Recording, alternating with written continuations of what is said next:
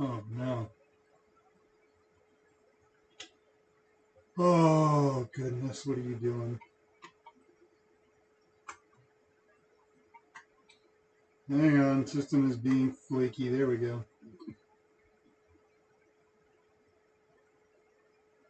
Okay. We got that.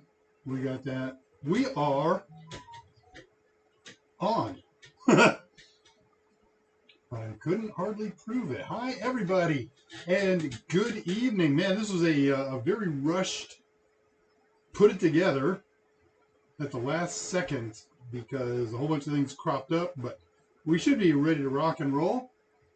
And so I bid you welcome to ADRAMADA. It is Monday, and we get together on Mondays at 7 p.m. Central Time for ADRAMADA, another Dave Rush Ask Me Anything Digital Alchemy. I am Dave Rush, and that makes you the ADRAMADA Armada.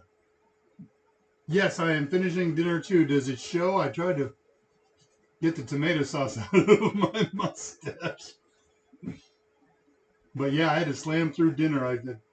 Dinner came on a plate at 1:45. And well, let me see here. Let's get some notes and see what we're supposed to do. Hey, what is this? We'll boost in short order. Yeah, okay. Oh, we got to go up here to the top of the document. And see, how about a sip of water? Get things started here.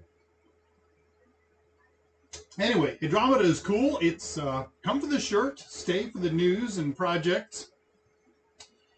And we're just a group of folks who get together and talk about techie stuff, non-techie stuff.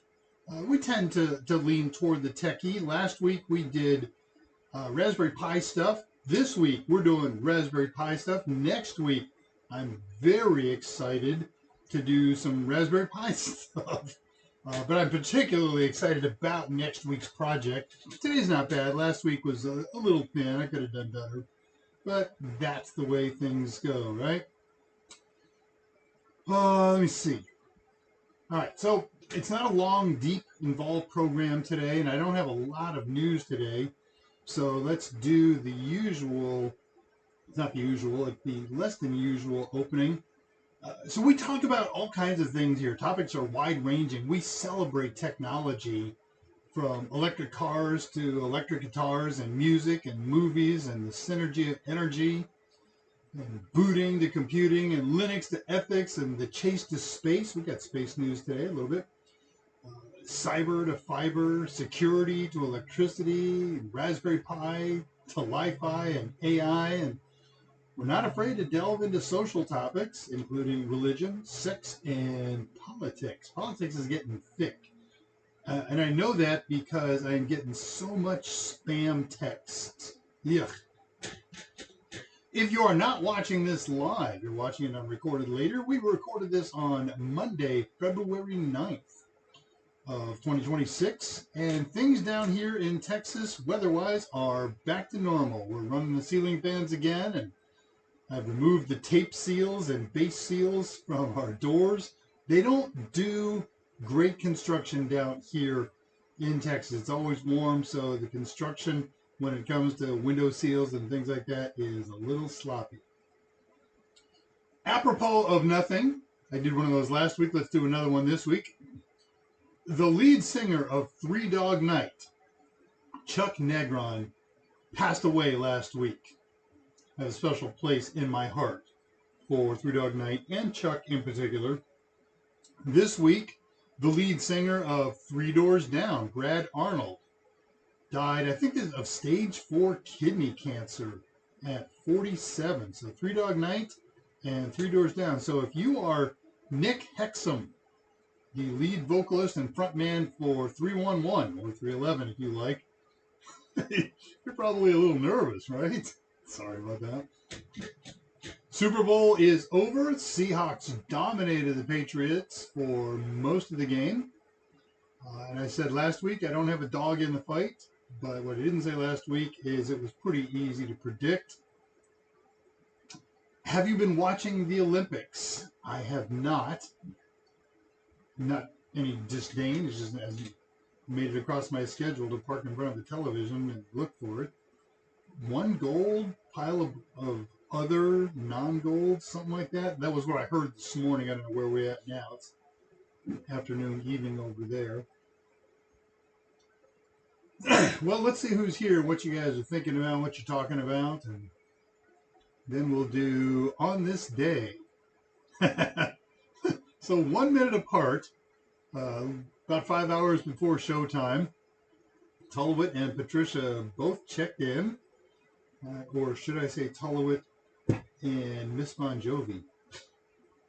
If that doesn't mean anything to you, go look at a minute before showtime and find the invite link to our Discord server, where there's always stuff going on there. Great and fascinating conversations. Everybody's in. How's it going? Everything is going well. Windy and rainy in paradise, says Tullowit. It's beautiful here. The weather is absolutely lovely. It was about 80 degrees Fahrenheit today, which is what, around 28? Something like that. 27? 20 is 68. 30 is about 90.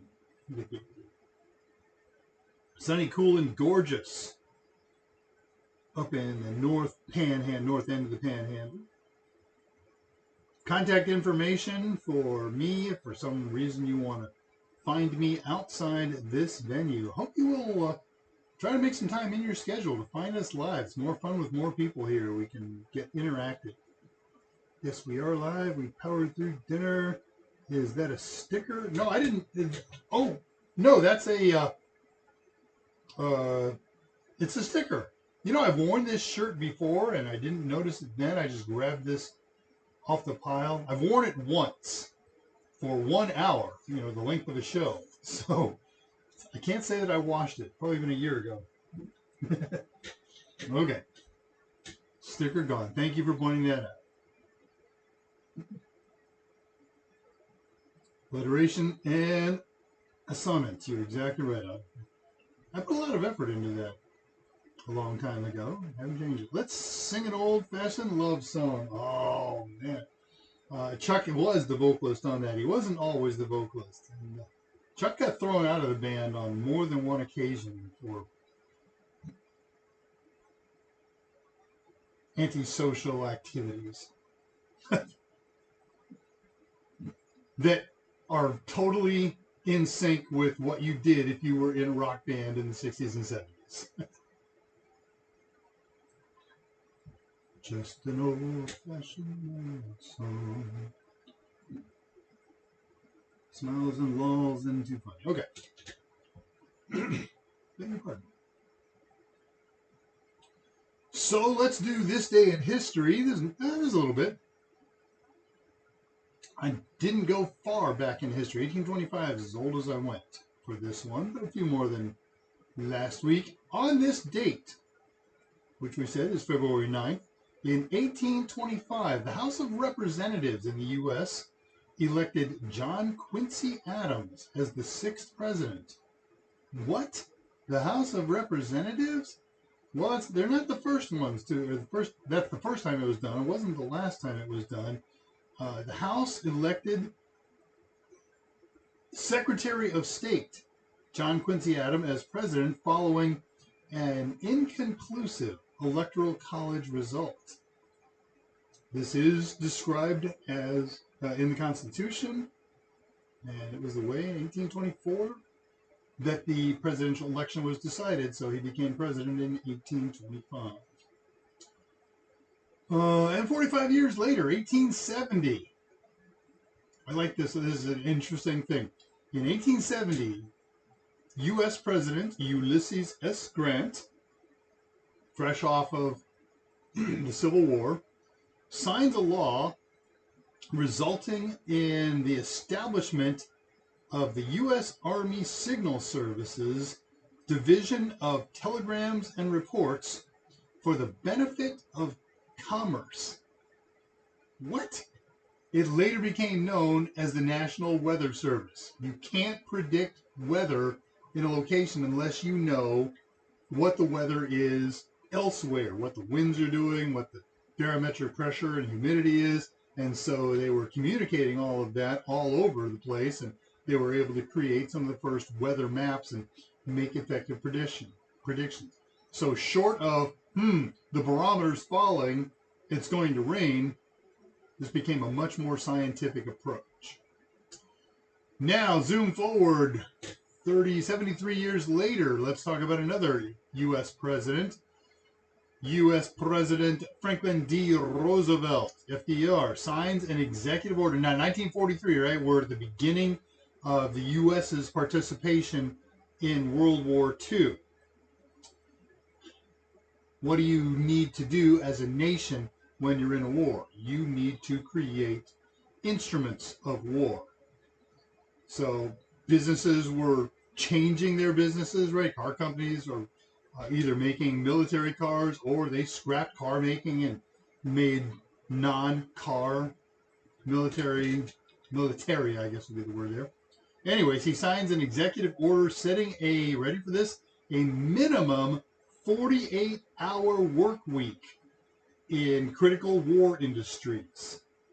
So it wasn't long after that unions came along, and actually it was before that. We had 40-hour work weeks, and later, and weekends off and all that good stuff. So that was kind of cool. Hey, on this date, you've all seen the video film, of course, back then. But 1964, the first appearance of the Beatles on the Ed Sullivan Show, live from New York, drew 73.7 million television viewers. That's big numbers even today. What did I bother to copy then? Oh man, because I forgot to take it out and I took the wrong thing out. That doesn't. How about, what do we got? 7 years later, Apollo 14 returns to Earth. And that is this day in history. We got a Discord home. The invitation is posted about 1 minute before showtime in the chat. Come and join us. We've got tech channels. We've got non-tech channels. It's a fun place. My email addresses that are commonly available are posted at the same time. How to find me on X or read my... I don't do a lot of posting on X. I respond every now and again to some folks I know. And I do very rare posts, which is on there. And same thing for my Mastodon account. So where have we been? Last week we looked at updates to a 2022 article about Raspberry Pi simulators. We went to the 4 sites that they did how-tos and checked to see what's happened in the last 4 years. It was interesting. This week, we're going to keep our focus on Raspberry Pi. We're going to look at the latest version of the Raspberry Pi Imager utility. It's important. You don't need it anymore with modern Pis. However, it's a great convenience, especially if you need to set up a Raspberry Pi with an OS and you don't have a live connection from your new Pi to the internet. Then you've got to have the Imager. Excuse me. And I'll do a teaser. Next week, we're going to stick with Raspberry Pi, and I'm going to show you next week how to do a network firewall on a Raspberry Pi. All Raspberry Pis come with a firewall, and if you don't like the one that's in there, it's IP tables, I think. You can change it out for UFW or whatever and do an individual node, an individual host-based firewall. But how about using a Pi as a network-based firewall? It gets easier and easier every year as newer and better Pis come out. And as I dug into it, I was looking at my list of potential features. And well, let's go online and see what these old things have said and what the new way. Wow, I learned a lot, and I learned that it's pretty darn easy, and there's some really great teachable concepts in there. So that's where we're going next week. One more check on the crowd, and then we will dive into news of the week. Not much. My work week feels longer. Big announcement. I am Tahiti bound in October. Very cool. Are you going to fly? Are you going to cruise? Are you going to paddle? Something else? Yeah, Greece to Tahiti. We are putting together our final steps for our 40th anniversary cruise. We're going to be up in north of Germany, all through the Baltic up there, Poland and Scandinavia and some other places up in that. Okay, you're going to cruise. Very cool. Paddle. Okay, cruising out of Honolulu. Very cool. Can't wait to see the pictures and hear the stories. They're going to be great. New people watching online, that's a great place to catch up. Just head on over to our Discord server. You'll see all of us that document all text stuff and non-text stuff. And I know Tullowit will post some stuff there. All right, let's do some news of the week. Slideshow over there. I think I only have like 4 slides today, 4 news articles. Just wasn't that much interesting to me. And that's the nature of the show, right? But if you got something you want to talk about or share, I'm up for you. So the people who track this stuff, the Census Bureau and the World Census Bureau and everything, have been waiting for some last couple of months of data from last year to confirm what they anticipated and what is the opposite of what had been projected farther out, and that is the U.S. birth rate. So in 2025, it was down about 24,000 fewer than 2024, and the decline confirmed late year predictions who doubted a slight increase that had been marked at the beginning of the year, and that, oh, okay, well, this, maybe we're in turnaround. No, we are not in turnaround. You can see from the slideshow here, it's been, what, about 1973 since the birth rate was able to maintain the population. That happy dandy little line there is the 2.1 births per women. I don't care about getting into politics, but this isn't the time or place for it. But we've got to have, a nation needs a birth rate of about, or it's called the fertility rate, it's not the birth rate, 2.1 children per woman per year to maintain a population, because you have to deal with the loss rate, right? And you can see it's been a while since we've been above 2.1. A couple moments just before 2010, about 2008, but a steady decline here. And the U.S. is not the only game in town who is experiencing this. There's lots of offered explanations, nothing definitive. My theory, you're going to hate this, but I actually believe there is some truth to this. How do I do this? Social media, online communication, gaming, I think that's a big chunk of it. We are not getting face-to-face with other people or other parts to other parts. So, there you go. There's other reasons. But I think they're tied to that. Like, the number one reason that I saw when I was glancing through some of the research on this is people, women primarily, are waiting longer to get married and or have children. Well, yeah, because they're gaming. No, all right, they're probably not gaming as much as guys, but you get the idea. Slide next. So we got a couple of things going on at NASA. The most current thing is a launch in a SpaceX Dragon with Crew 12 heading up to the ISS. NASA astronauts Jessica Meyer and Jack Hathaway, European Space Agency astronaut Sophie Adno, and Roscosmos cosmonaut Andrei Fedyev. They're going to launch with the target date of February 12th. Today's the 9th, so 3 days hence. The earliest is 5:38 a.m. This one has been delayed because of weather. And we'll see what happens. What day is that? February 12th. Today is Monday the 9th. Tuesday, Wednesday, Thursday. Okay. So the world waits.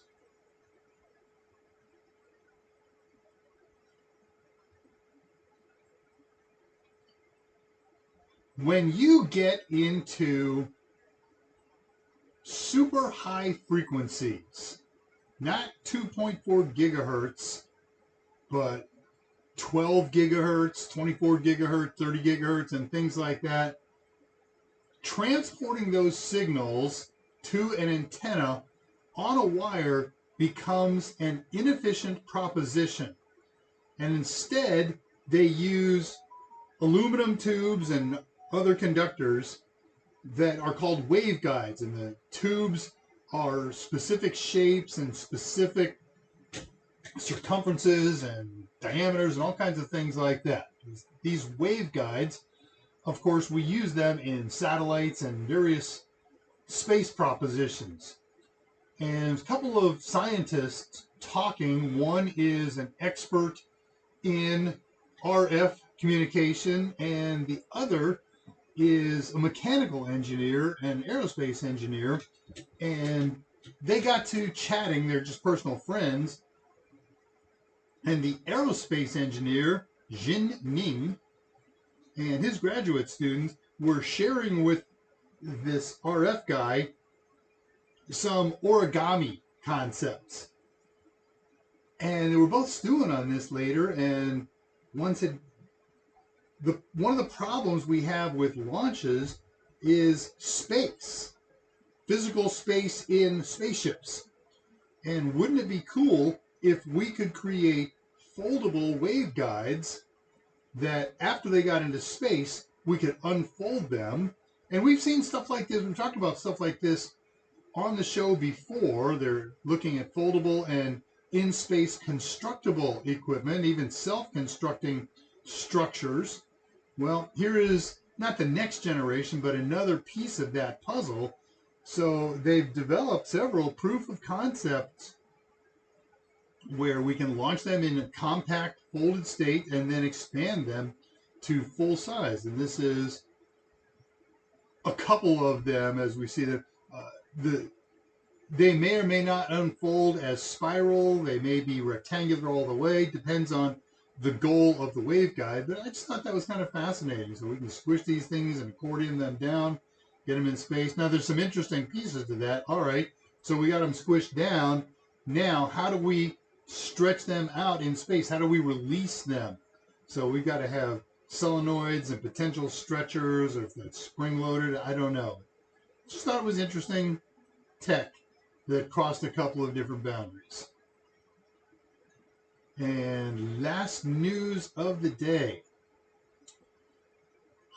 The final version 6.x Linux kernel was released today or yesterday, 6.19. And Linus Torvalds, the inventor of Linux and the head guy who's in charge of all Linux development until he finally decides to pack up his tents and retire, he has announced that there will be no more 6.x. There won't be a 6.20. There may be 0.01 releases, but he anticipates a release candidate for Linux 7.0. First release candidate is expected 11, 12, 13 days from today, February 22nd. And full final release, pending surprises, kernel 7.0 will officially release somewhere mid-April, they're saying.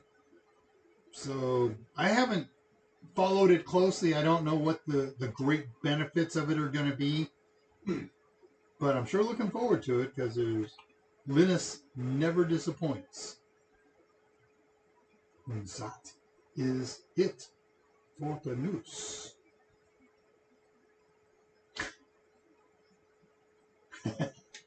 All right, I'm going to share my personal story of the weekend.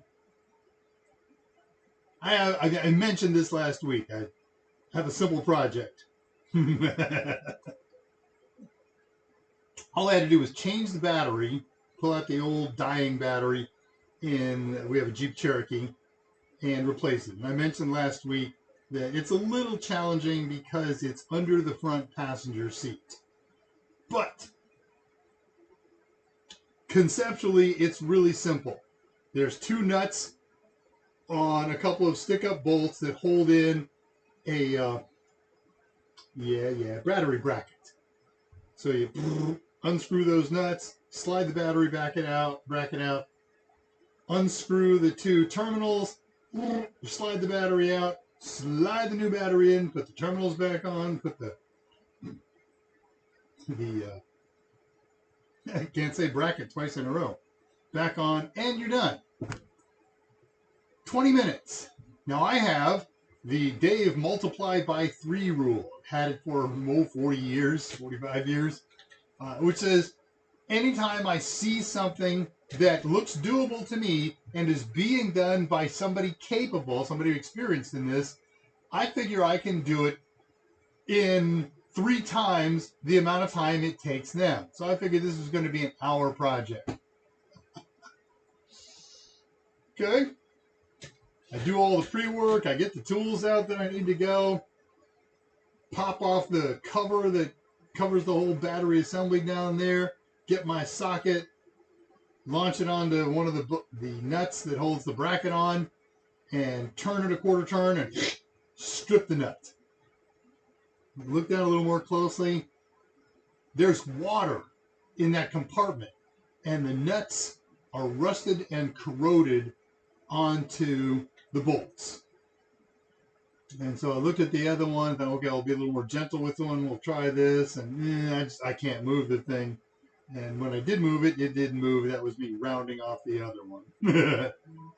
So I'm digging for tools, and I finally wound up with a Dremel cutoff tool, and it's tight corners in there, and I'm bleeding and sweating and dying and crying, and there's hammers involved, and I hit myself multiple times, and it took a couple hours to get one tiny little nut off, that big. And the whole project took 3.5 hours. It's not perfect. I never did get the bracket reinstalled correctly. I never actually got it out. I kind of wedged it out and bent it and hammered the battery down and wedged it back in. Nightmare. So, ugh. Okay, just an FYI. At least I had all the tools to do it. And I will dive back in there and cut those bolts off. Totally pop them out the bottom, put new bolts and new nuts in. Yuck. All right, one more visit for you, and then we're going to get into today's project, the Raspberry Pi Imager. What's new? So what are you guys thinking, doing, drinking? By the way, this is going to be, no, it's not going to be all ahead. This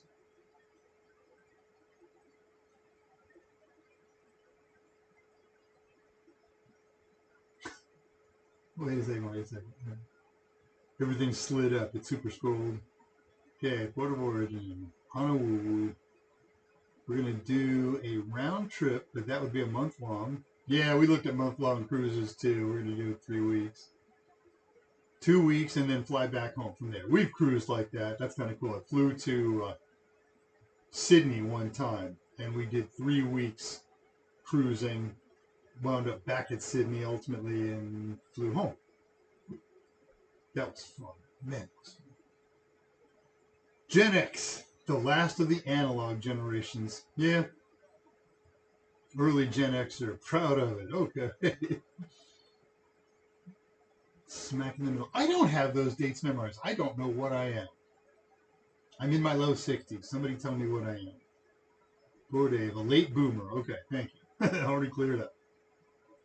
Ungodliness, not valuing marriage and family, and selfishness.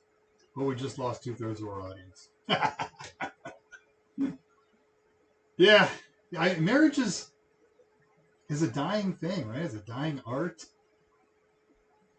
I'm happy that my kid hasn't moved in with the girlfriend. Hope it doesn't happen. Hope they get married. But, you know, it's a new generation. It's a different way. Always meant to get around to it one day.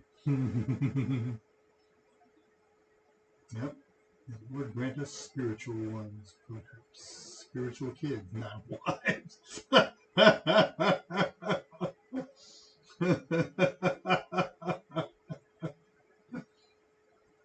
Good clarification. Oops, sorry, it was so troublesome. No. So frustrating. All right. Well, let's talk a bit about the Raspberry Pi Imager. So way back when the Pi was a new product, I started with the Pi, and you bought an SD card that had an operating system on it. And the product was called Noobs, New Out-of-Box Software. You plug it in, it went buzz, buzz, buzz, grind, grind, grind, whir. And hey, it was an OS, and then you could play with it. And the cool thing about the SD card is it had a master image. So if you mangled it, you mangled whatever OS you'd installed. There was a couple different OSs on there. You would just restart the process, hold down some control sequence that I don't even remember anymore.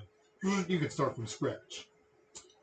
But then other operating systems started to come out. Some of them came from the nice folks at Raspberry Pi. Some folks said, hey, we want to roll our own, and they wrote their own Linux. Well, what they would do is they would create an installable image. It was an image file, and you would download this into your computer, and then you would download a program that had the ability to take this image file and open it up, expand it, and install it on an SD or later on a micro SD card. And there was WinWrite 32 or Win32 Writer, something like that. And one that we've used in here. I don't have it on this machine yet. I've changed machines. Brain farting on it.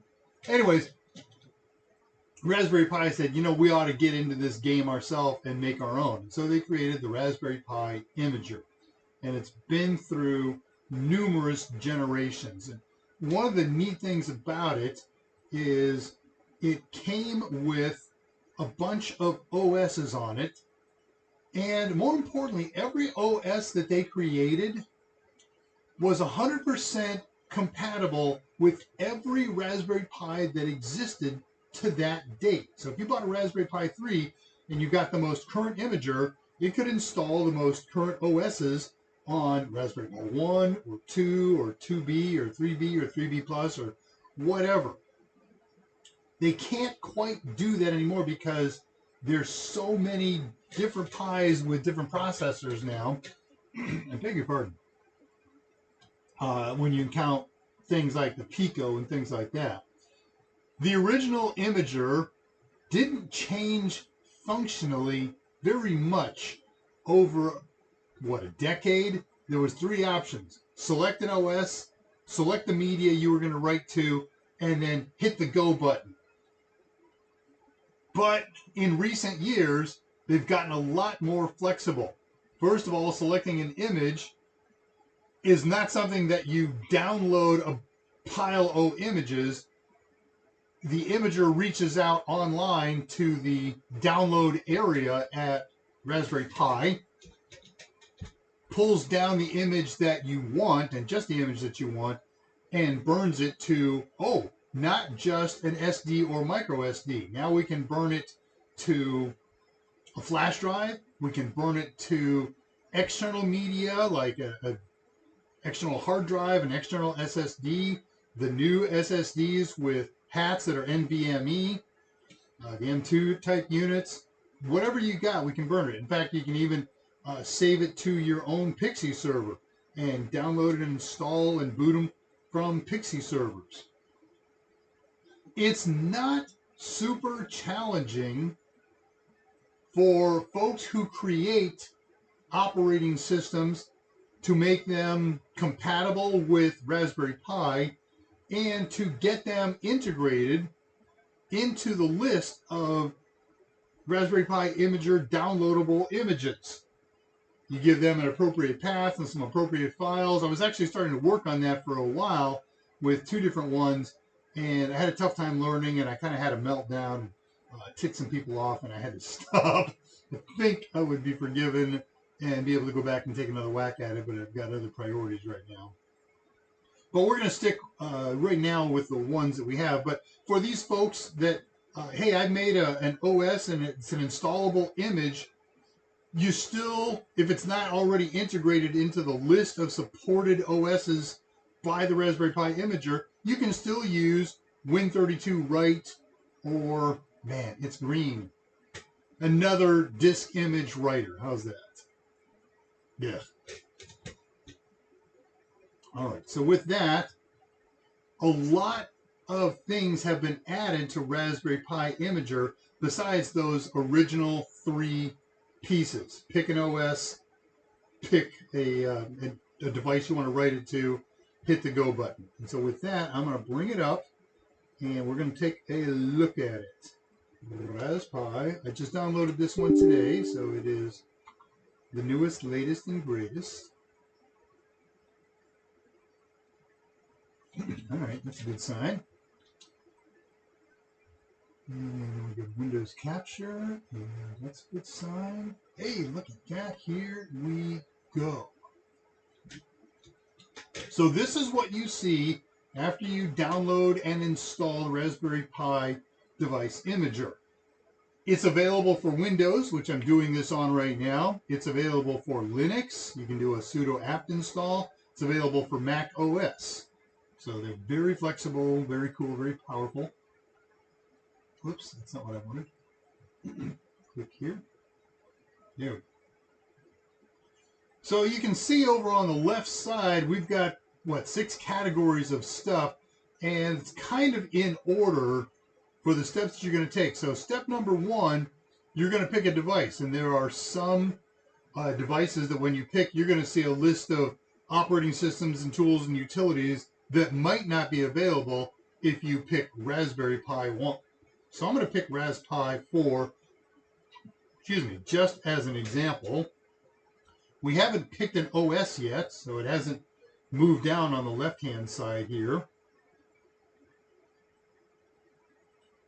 But now it has. I click that next button and it says, okay, we're moving down in the setup steps on the left side to pick an OS. And not surprisingly, we see a handful of Raspberry Pi OSs as the first ones in the list. They're not alphabetical.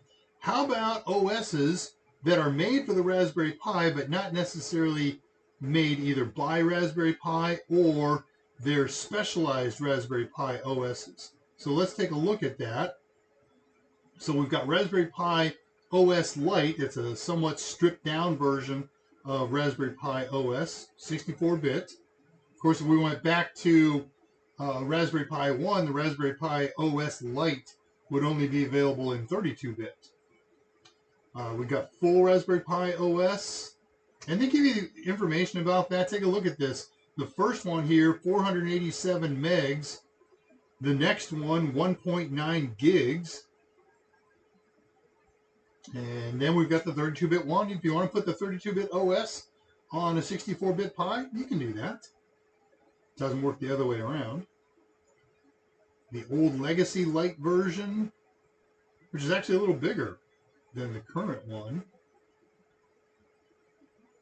All right, so all Raspberry Pis. Now, the one thing that I find a little bit funky about this thing is if I go back, which I'm going to do, I have to reselect the Raspberry Pi to get to my OS list again. I think that's kind of odd. If I want to go back, I want to go back 1 step, not 2 steps, and start again. But that's the way it works, so fine. Stick with Raspberry Pi 4. And let's get out of the Raspberry Pi OSs. There's some other general purpose OSs that you can select from that Raspberry Pi knows about and has integrated into this. But again, there's third-party images out there, and I'm going to show you one next week that's not in here, so we have to go get it their way.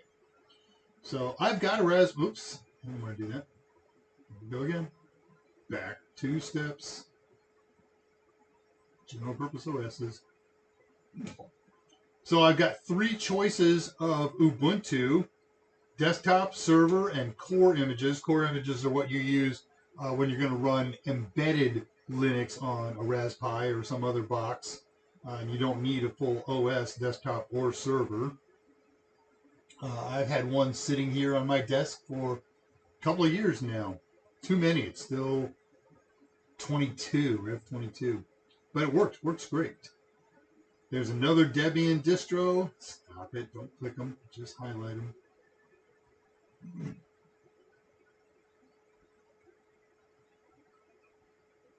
Apertus, which I haven't played with. I can't speak to it authoritatively. We have used and demonstrated RISC-OS on a Pi. Remember, RISC-OS it's not Linux. It's its own operating system designed to run on RISC processor computers, but they've ported it to run on Raspberry Pi or on ARM-based CPUs. Ultramarine, a Fedora-based Linux distro. We've played a little bit with Fedora. It's kind of like Red Hat. Alpine, we've done a show on Alpine Linux. That's kind of cool. It looks very different and works a little different, has some different program installers. Bass OS, that's a flavor of Android that runs on Raspberry Pi. Armbian.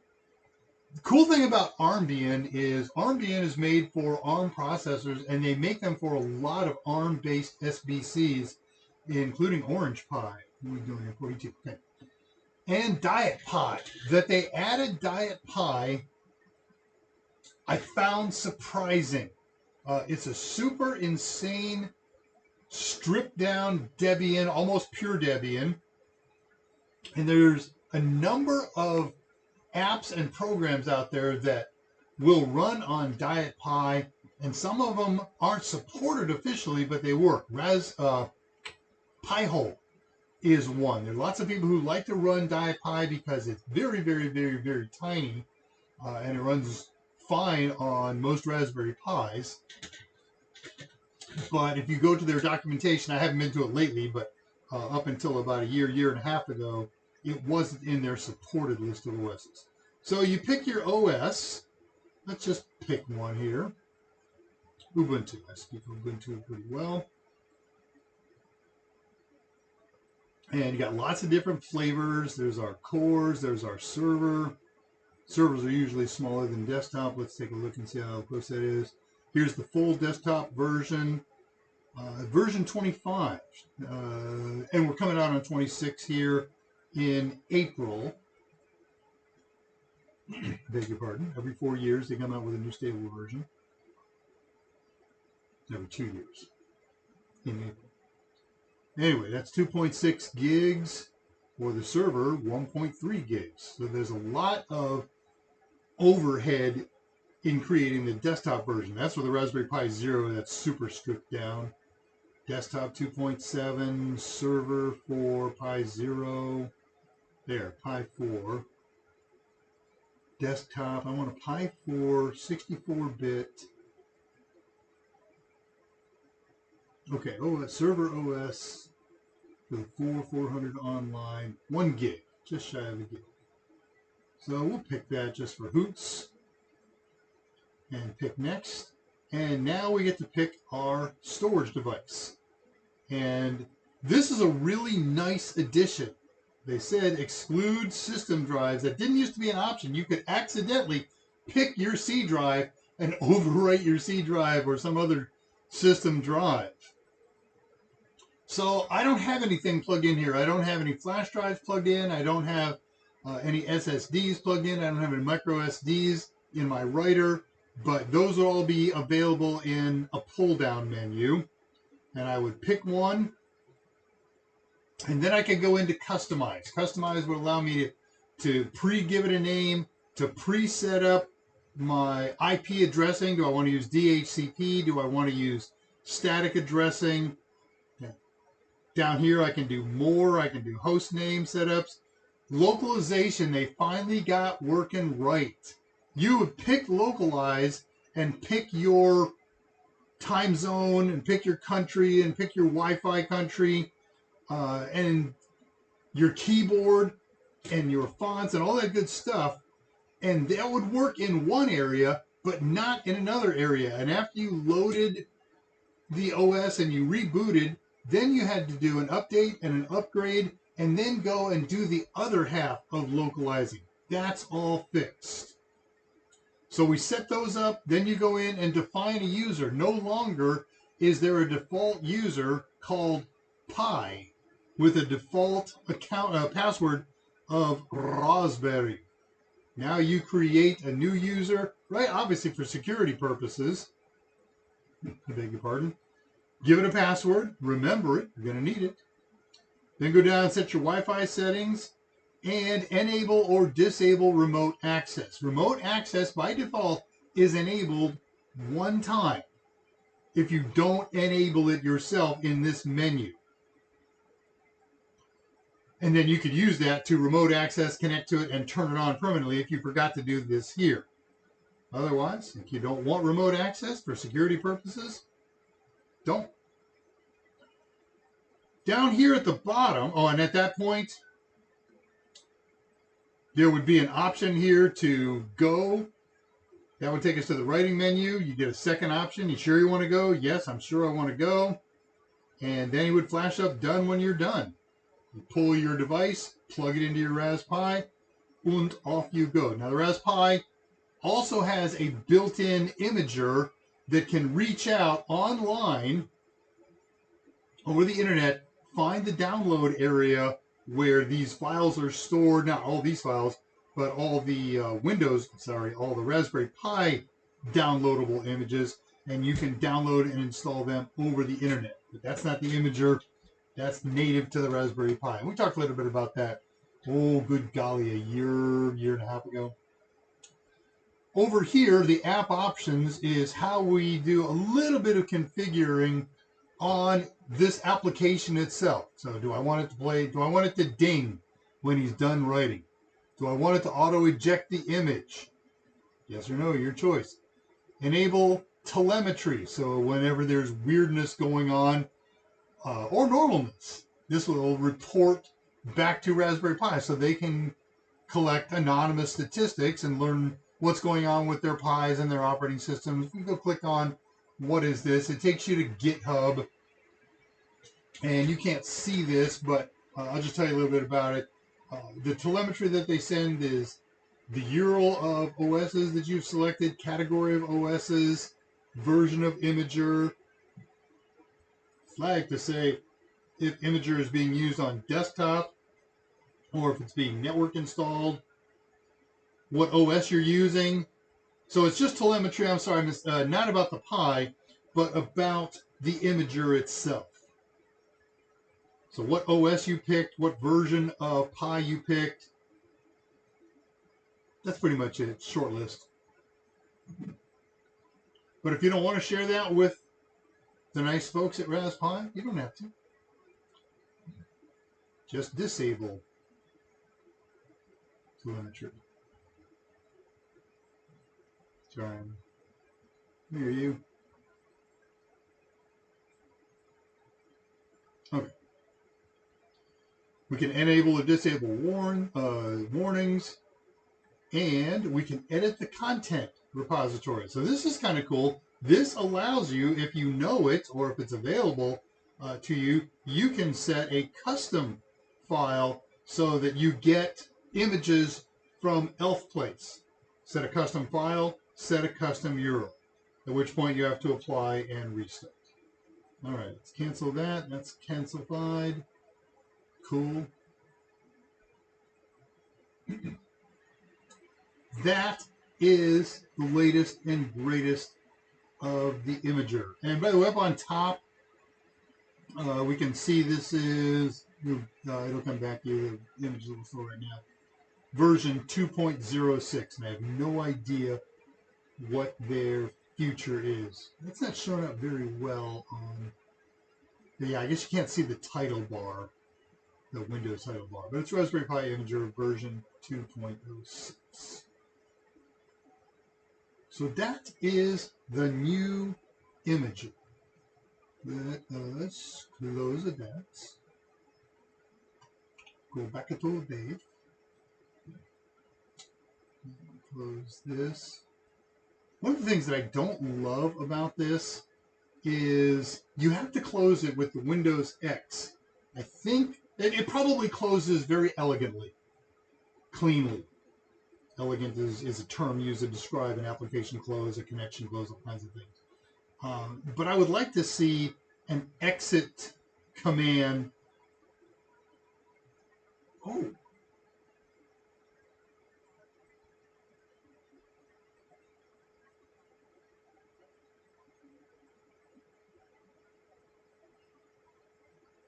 Yeah, there was something I missed here. Let me show you one other thing. Let's just have a little fun here. Windows capture. Transition. Okay. So back in here, we could start by selecting our device, Raspberry Pi 5432120, 2 Ws. But what happens if we click this no filtering and we say next? Well, there's some OSs to pick from. We mentioned Raspberry Pi OSs, other general purpose. How about the media player OSs? So we got Libre Elec, OSMC, Volumio, Mode Audio Player, and the Pi Core Player, complete audio system for the Ras Pi. It's kind of slick. What else? Emulation and game OSs. So the only one they've got in here right now is Recalbox, Retro Gaming OS, supports 100 plus gaming systems. Is that cool? Because there's gazillions of legal downloadable games out there that you can download and support with. And there's plenty of third-party gaming systems that'll run, beg your pardon, on Raspberry Pi. Specific purpose OSs. Home automation. Where's that new one? OpenHab, okay, Ender Technology. This is tech agnostic. Gladys Homebridge. Okay, turns your Raspberry Pi into a home kit. That's and Home Assistant. This is probably the most popular open source home assistant hub out there. So if you want to make an IoT device, maybe you want to control your audio device from anywhere in the house or the room, or certainly everybody loves thermostats and all those other good things. These are all tools that will do that. SatNods. Open source global network ground stations for receiving and sharing satellite data. Lots of people are into that as a hobby. I went too far. We can use the back system here.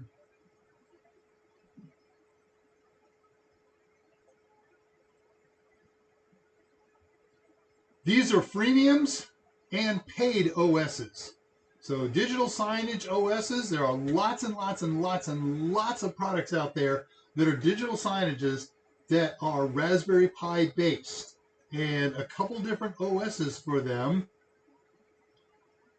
including Linutop and Vitra Yoda, Fugo. Screenly is probably the most popular one out there. These are great for, those LED signs that they never go auto dim at night, and you're driving by and a big white background comes on and blinds you for years. So some of these are free with premium versions that you cough up. Some of them you're going to pay for right off the bat. There are the 3D Printer OS, which is just to turn your Raspberry Pi into a 3D printer operating system. And very flexible because most 3D printers are very standardized in what they'll do. There's one Android organization out there that makes products for this. but they make a handful of different versions for the media that you're doing on. Here's a Debian-based thin client and digital signage OS. I don't know anything about this. New for me. And Homey, self-hosted server. This is when you want to make a server in your home for files and multimedia and things like that. And you get the one. All right, that's the rest of it. Sorry I missed that.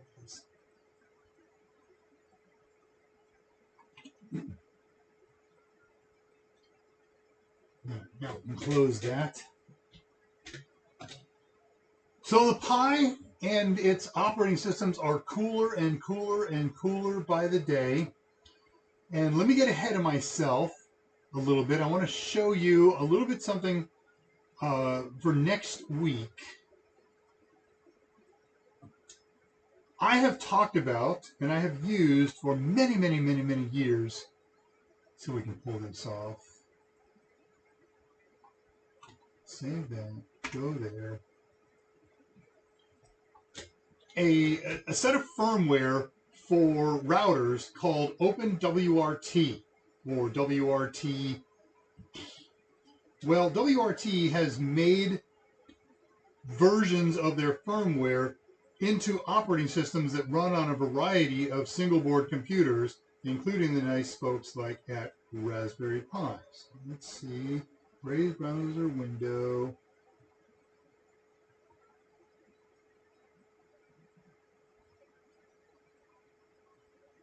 Okay, I have to do this.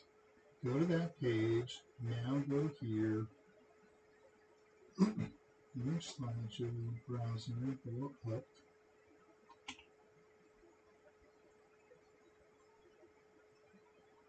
There it is.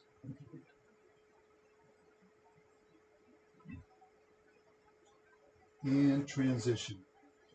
This is the support page for OpenWRT for Raspberry Pi.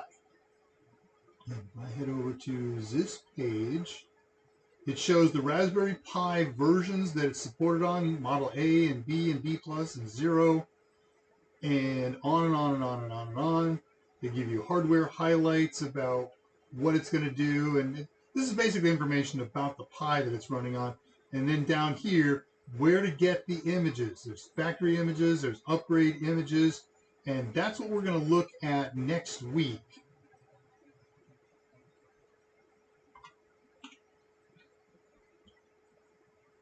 Not going to fully get into it, but I'm going to show you the how-tos on it. It's pretty darn cool.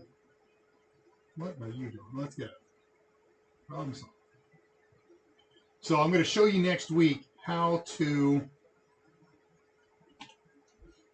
in sort of block diagram format, in broad strokes, how to take a Raspberry Pi and make it a network firewall.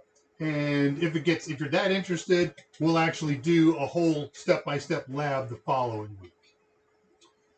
Well, let's see what you've been talking about. We got about a minute and a half of showtime left, which just works out lovely and a half.